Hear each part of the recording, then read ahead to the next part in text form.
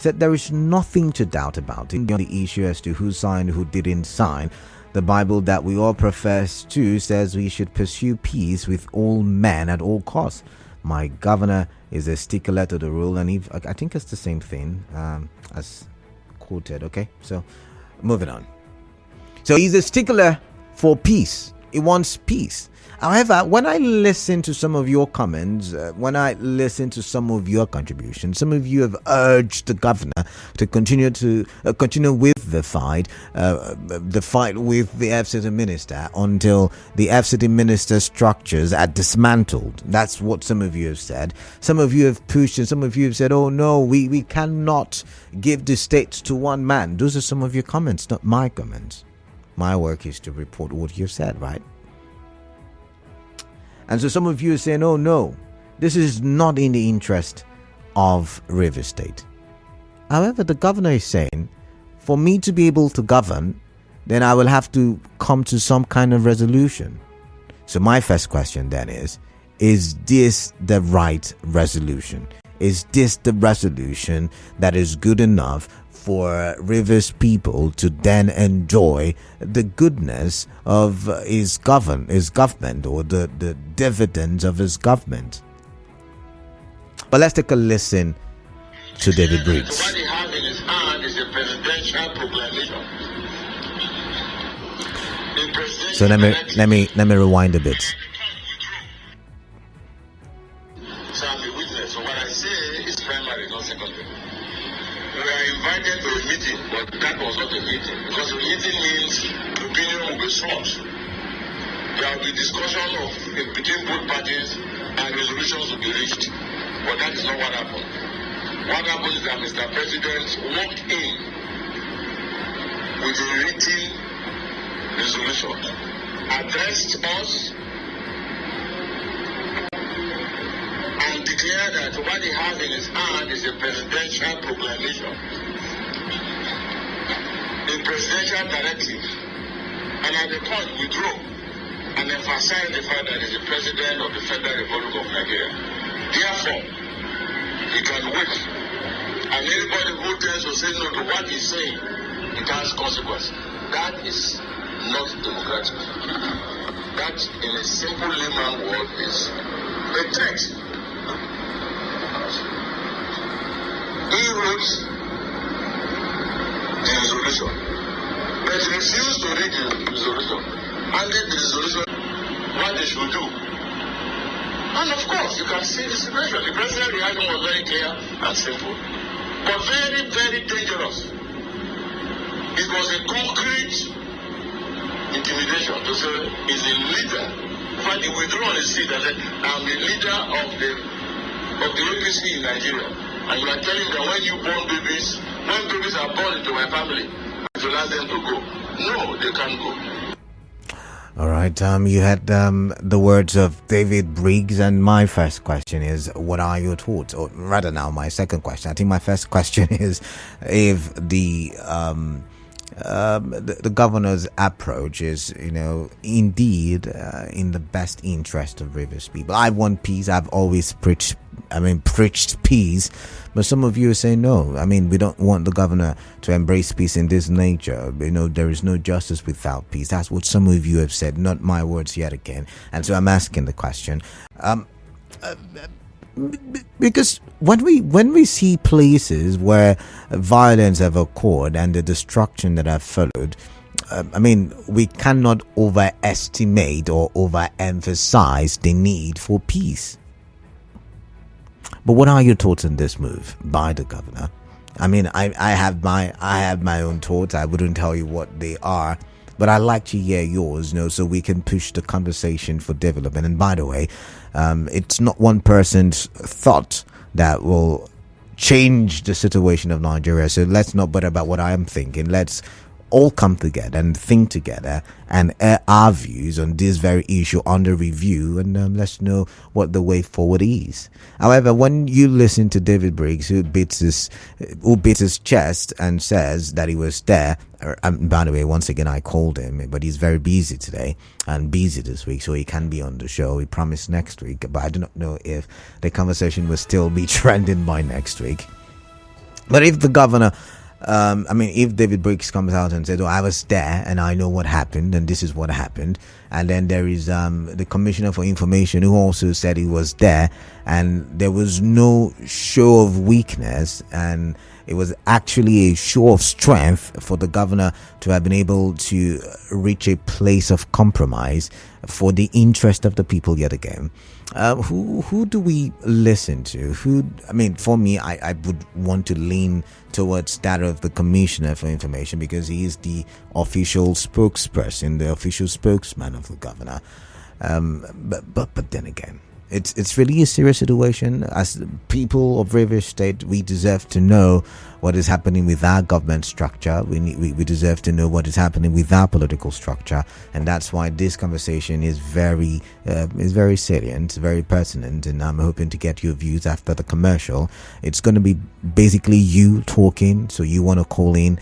We're live on Facebook. Well, we'll go for a break, of course, so the streaming would pause for a bit. But when we do come back, I like to get your thoughts either on Facebook, on YouTube, or WhatsApp, or even via the phone line. So do stay tuned. I'll be right back. Don't go anywhere.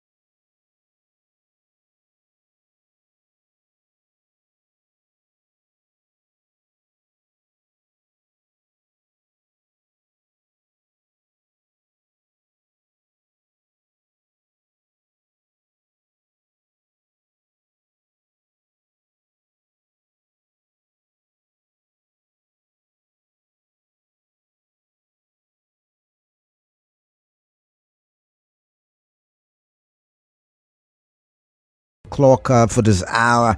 And let's talk. Your turn to talk, actually. I think I've done all my talking. Your turn to talk and tell me what you think about the issue I've brought before. Before you and I today, I brought to plenary today, I brought on the show today. So let's get your thoughts, please. And remember, we're looking at statements made by certain prominent individuals in the political sphere in Rivers State. I'm talking about David Briggs, who is insisting that the governor, Siminalayi Fubara, was ambushed in the signing of that accord, saying there were subtle threats, and the governor had no choice. And that sounds like what some of you have already said. That sounds like what some of you have called into the show to say, whatever it was yesterday or the day before, even today. While there is the commissioner for information who said, hey, why would you say such a thing? Is either your knowledge of conflict resolution is poor, or you're just being difficult. And he's saying that no, there was no show of weakness. As a matter of fact, nobody can cajole the governor to do anything. But he, in his wisdom and in his magnanimity, decided that for the sake of Rivers people, that he was going to sheet his swords, and he was going to ensure that Rivers people get the dividends of governance. So that's why I'm asking two questions. Number one, do you think, the peace pact, the accord is in the interest of the people? Do you see it that way? If you can put yourself in the shoes of the governor, where you're saying, I'm not here for a political battle. I'm not here for the leadership's tussle or struggle. I'm basically here for the people, and I want the people to feel my governance. I want the people to enjoy my governance. I want them to get the polls and, talk. You get where I'm coming from. And then there is the second question, and there is the talk of, who we should listen to. Is it the commissioner? Is it David Briggs? I will tilt towards the commissioner, but then it's not about me. I like to get your thoughts. I like to get what is on your mind, what's in your head.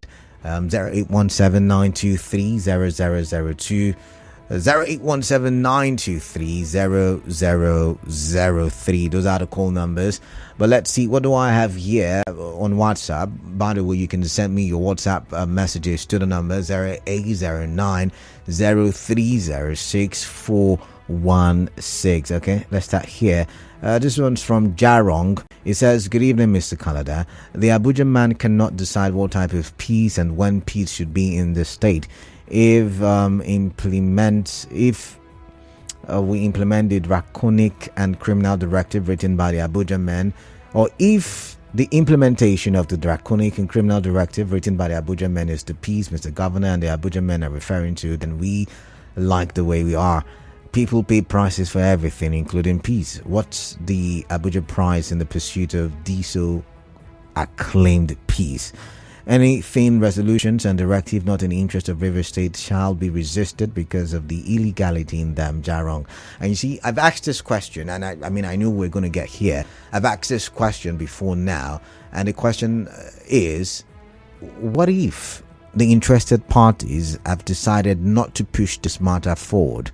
How then do you receive it? How then are you reacting to that? Or how would you rather react to that? How would you receive it? I think that's the better way to put it. How would you react to it? How would you receive it if the parties involved are saying, you know what, we're not going to push this forward anymore in the interest of Rivers State? All right, let's read some more. This one says the Abuja resolution is a dangerous agreement. Fidelis Elemua with that one.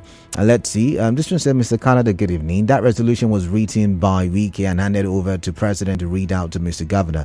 If they are saying that there should be no caretakers in Rivers State, I hope that will also be applicable to other states.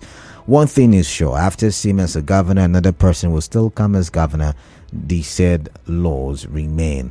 And this one says, good day, Mr. Bartabo. The resolution reached from the selected stakeholders in the villa, for me, is unconstitutional, not in the interest of the majority of Rivers State. And the 25 PDP lawmakers defected to APC is a constitutional matter and needs to be treated constitutionally. There is need to liberate River State. An individual cannot pocket River State to his pocket. I want to take Clinton West. But I mean, if you've listened to the governor and if you've listened to his commissioner, it's not like they have said they are not in the pockets of anybody. They have not shown weakness. They are saying that, yeah, we signed this, we're going to implement this, but it's for your sake. I want to tell it is for your sake, they say. Do you agree? Do you feel it that way? I like to hear from you. But this one says, dear Kalada, the signed peace accord is a nullity. What did you expect the governor to do in that context? The withdrawal of the impeachment notice is inconsequential as the 25 persons are now ex-lawmakers. Their seats were declared vacant by the court-recognized Speaker, Honorable Edison Aye, in line with our constitution. Regards, Caleb Burakan. But Caleb, what if the Edison you've mentioned comes and says, oh, I never instituted a move to vacate the seats of the 25 or is it 27 persons? I never did that. And what do you think happens? The law will not be able to take its course because it says it is someone from the assembly who would and should or shall, declare their seats vacant. See, that's where the problem is. I hope you've seen it from my conundrum now. All right, 0817-923-0002 and 0817-923-0003. All right, let's start with this one. Hello, your name, your location, your contribution. Good evening, Azunda, calling from Bushmini. All right, Azunda from Bushmini, welcome. Let's get your thoughts, please. Yeah, I think for me, on your question concerning if the decision was based on the interest of the interest of previous people, I would say yes. Okay. Because the governor knows what is best for the river people. Interesting. Then the second question, if he was being ambushed or being coerced, I think for me, he was not being coerced. When the former commissioner spoke, David Briggs, and then the current commissioner for information spoke, being Joe Johnson, Abi? Yeah, Joe Johnson. Then, who is supposed to give the real information to River 7? But you see, both of them were, claimed to be. I was not there, but the commissioner said he was there. David Briggs said he was there. So both of them are saying what they experienced and what they saw. And then the governor also spoke. You heard him. Yeah, I heard him. Did he make any statement that looks like he was being coerced? Not at all. So he spoke freely, and he didn't even speak like someone that is having a kind of feeling concerning what transpired. Okay. All right then. So, thank you. All right. Thank you very much. I've got Origi from Ogbogu and after that JJ. So Origi, quickly, let's get your thoughts, please. Hello, sir. How are you today? I'm doing great. Welcome. Please let me say that you allow the governor to face this problem. That is his working condition. All right. He told us that he will work very well in River State. All right. I remember during his campaign, people said he was not the one campaigning. And he's not the one going to govern. But today, what they say was not correct. If two persons get problem, I think of belief that one person settle them. What is the problem of these political jobbers? It's unfortunate to these people who are now dividing their mouths, wanting to cause problem because they've already believed between them that this governor, our golden governor, cannot be able to deliver his political mandate. But it's a shame for them because he will deliver. All right then. He said we need peace, and peace is only what they want. All right, so you stand by peace. You stand by peace. Let me get you right. You stand by peace there, yeah? Yes, I stand by his peace. All right. And he is going to get it because the cause of River State land will allow him to rule the state with the God-given money he has. All right then. All right. Have you ever had a governor give the same time 100,000 naira for Christmas? Peter Alderley. That was when money was very close. If it were now, him will give 1 million. If it were then, Peter will give 1 million. All right. You know that they were telling money in carton during Peter Alderley time. Okay. Origi, I've got to go. I've got to go. Thank you very much. Your point is noted. JJ from Port Harcourt Township, welcome. What's on your mind? Canada, good evening. Yeah, greetings. Canada, I also stand for peace. Okay. And there is no price too heavy or too big for peace. Okay. To prevail. Well, Canada, I want to ask you a question. Have you seen your friend or somebody you know very well surrounded by some people, and you walk past, you just ask him to greet you, and you just greet, and when you reach the house, you now saw that friend, and he said, boy, that's the way you greet me, so now rob them, they rob me, or those people when they with me. You saw them, he greeted you, he smiled, even Canada, how far? But at the end of the day, you got home and said, look, that time when you greet me, so now they rob me. And that is where I go and believe what David said. Okay, let me ask you, out of all the agreement, the 8-point agenda, which one benefits the governor? I'm asking. Okay, let's talk about dropping of impeachment. Okay. The impeachment does not even have head at all. Okay. Because you're supposed to serve in the impeachment and also copy the chief judge with the allegations and everything. The chief judge will set up a 7-man committee, and the 7-man committee will look into it. If it's clear, that means impeachment ends, and if it doesn't clear, then they proceed and all those. Did you hear that the chief judge institute any committee any day? Because there is the court proceeding that has told everybody to hold your breath. They obey the court proceedings. There's been no now there are different JJ, calm down. You ask a question. Listening. Allow me so to you have 7 points. You have 8 points. JJ. The whole 8 points favors them. JJ. Now, number one, there are different court. I have some point to make. There are different court orders. Yeah, there is the one for impeachment, which says from everybody. Court of coordinate jurisdiction, right? No. Can you allow me explain? Now, can you allow me? You ask the question, so you don't mislead people. Now, there is the court order for impeachment. Hold your grounds. Everybody hold your grounds, and that has been obeyed. I want to believe, because nobody has been going about impeaching anybody. Secondly. For the other interim injunctions, they have expiring dates, right? For every interim injunction, there is an expiring date. That's why it's interim. It's not permanent. There is the expiring date. So after the expiring date, then it ceases to be law. It ceases to be an order. And that's why Edison was able to get his own, interim injunction that recognized him as speaker and, received the budget. This is it. The first injunction that came said pending the determination of the case. That means as at the time when the case is determined, that's when it expires. But that's for impeachment. We are speaking English. No. I think you're mixing it up. That's for impeachment. But anyways, wrap up so I can go to the next person. Now, conclusively, like I asked before, in those points where those people to come back who resign voluntarily, now, why not these people also go back to their party, ending when they cannot say, okay, every matter is now over? Why is it that their own is not touched, but everyone is giving on this side?